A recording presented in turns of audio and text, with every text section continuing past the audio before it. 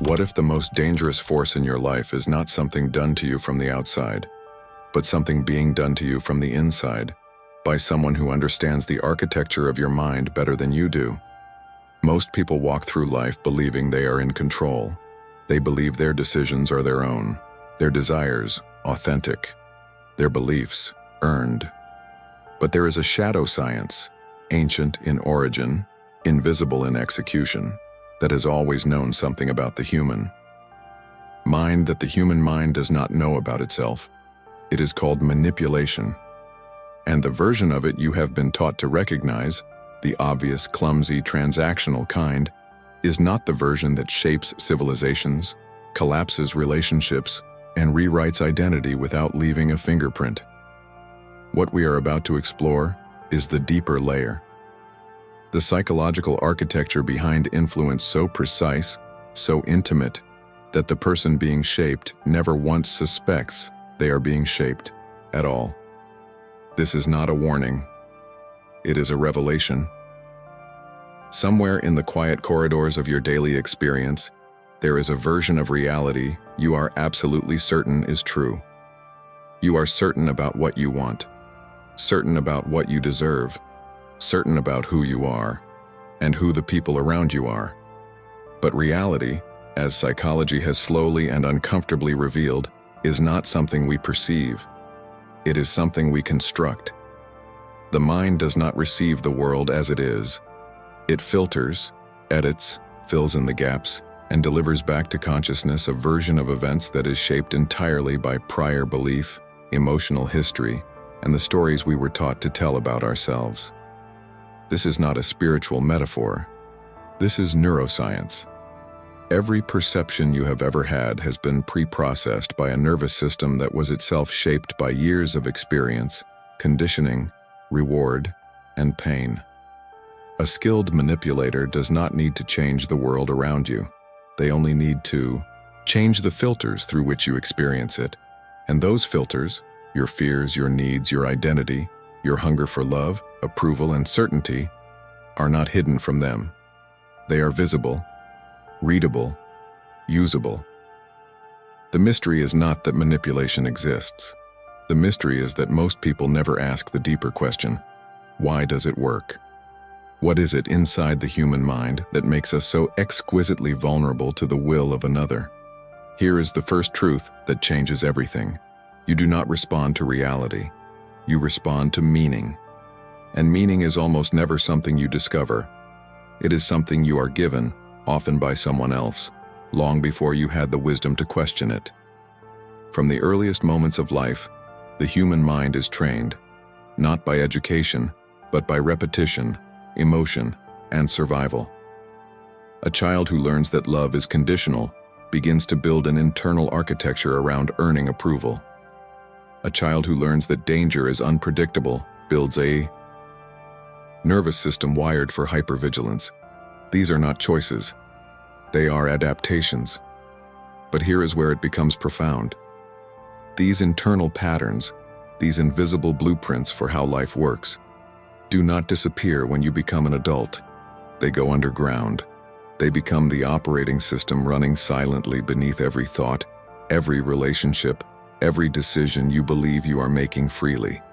And a dark psychologist, whether a cult leader, a narcissist, an advertiser, or a lover, does not attack the conscious mind. The conscious mind is too guarded, too rational, too proud to surrender easily. Instead, they speak directly to the pattern. They find the wound, the need, the hunger, and they become the answer to it. This is why manipulation does not feel like manipulation. It feels like finally being understood. Nicolau Maquiavel nasceu em Florença no século XV, numa época em que o poder era nu, brutal e sem desculpas. Ele observou príncipes ascenderem e caírem, repúblicas serem fundadas e destruídas, e a humanidade em seu estado mais honesto e mais perigoso, em busca de controle. O que ele escreveu em O Príncipe não era um manual do mal. Era algo muito mais perturbador. Era a verdade. Maquiavel compreendeu que o poder raramente funciona através da força bruta. Os governantes mais duradouros, os que moldavam nações, conquistavam lealdades e reescreviam realidades, faziam isso através da percepção. Não era o que eles eram que importava, era o que as pessoas acreditavam que eles eram.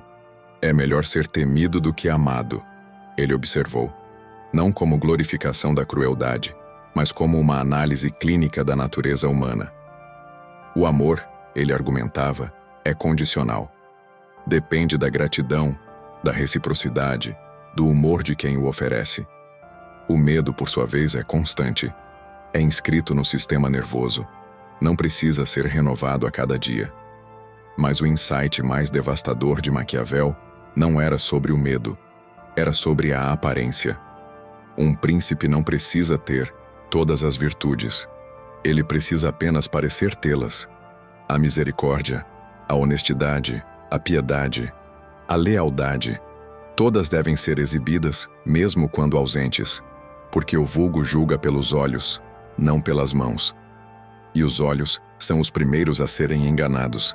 Esta é a anatomia da manipulação em sua forma mais refinada.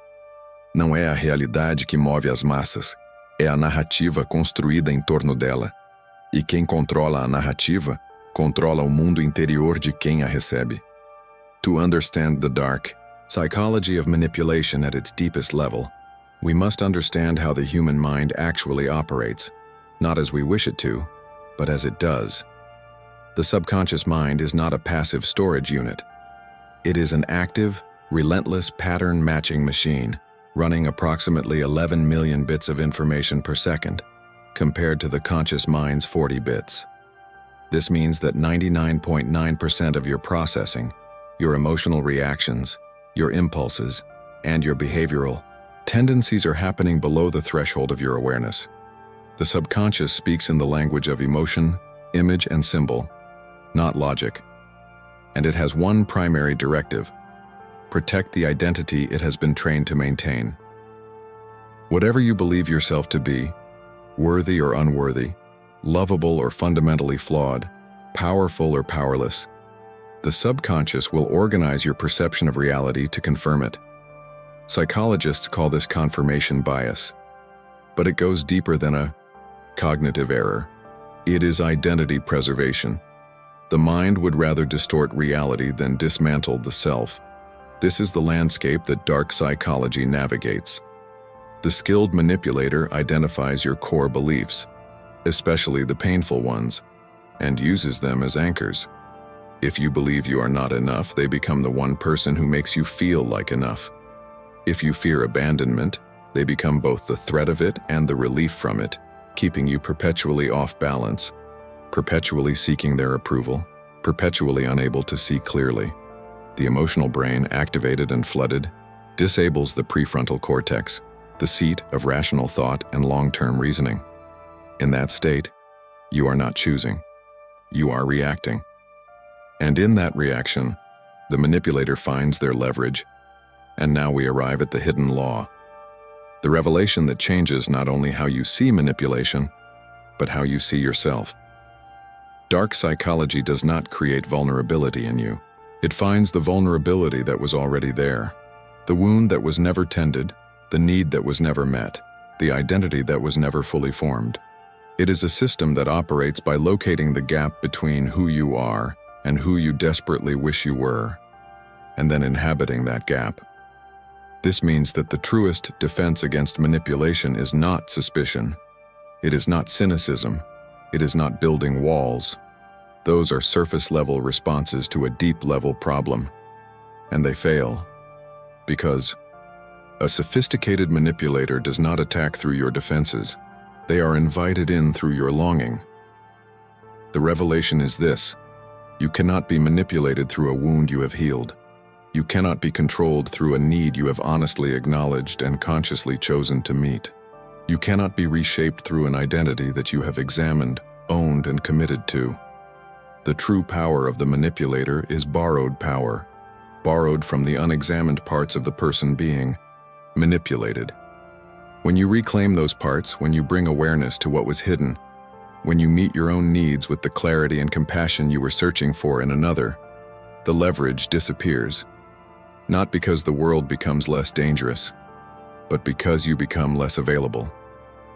This is the deepest irony of dark psychology. Its ultimate teacher is not the manipulator. It is the mirror they hold up to the unexamined self. So how does one actually begin to live this understanding? Not as a concept, but as a practice? The first tool is radical self-observation, not self-criticism. Observation. Begin to watch your emotional reactions with the same curiosity a scientist might bring to a phenomenon. When you feel a sudden and overwhelming need to please someone, ask, "Where does this live in me?" When you feel the irrational pull toward a person or situation that you know is not good for you, do not suppress it. Trace it. Follow it inward, and ask what story it is telling about who you are. The second tool is naming your needs honestly. Manipulation operates in the gap between what you need and what you are willing to admit you need. Close that gap. If you need connection, say so, to yourself first. If you need validation, approval, certainty, or love, acknowledge it without shame. A need that is named loses its power to be exploited. The third tool is learning to tolerate discomfort. The most potent manipulation always comes attached to relief. Relief from loneliness, from uncertainty, from fear. The ability to sit with discomfort without immediately reaching for the nearest solution is one of the most powerful psychological skills a human being can develop.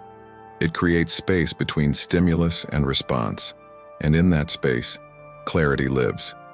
The fourth tool is identity work. Know what you believe and why. Know what you value and how you came to value it. An identity built consciously, examined and re-examined, is far harder to dismantle than one inherited unconsciously from childhood or culture. Awareness is not armor. It is something rarer and more powerful. It is light. And manipulation, at its core, is a creature of darkness. It cannot survive being truly, honestly, compassionately seen. We began by asking why manipulation works, and the answer, when followed to its source, is both humbling and liberating. It works because we are human, because we are built for connection, for meaning, for identity, for love, and because those hungers, when unexamined, become the very pathways through which another's will can enter and quietly remake our own. But the same truth that exposes our vulnerability also reveals our potential. The examined life, the life in which hidden wounds are met with courage, needs are acknowledged with honesty, and identity is built with intention, is not a life without influence. It is a life in which influence must earn its entry. You were never simply a target. You were always also the observer.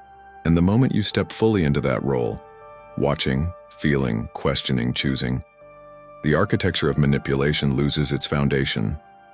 The world you experience is not something happening to you. It is something unfolding through the mind that observes it.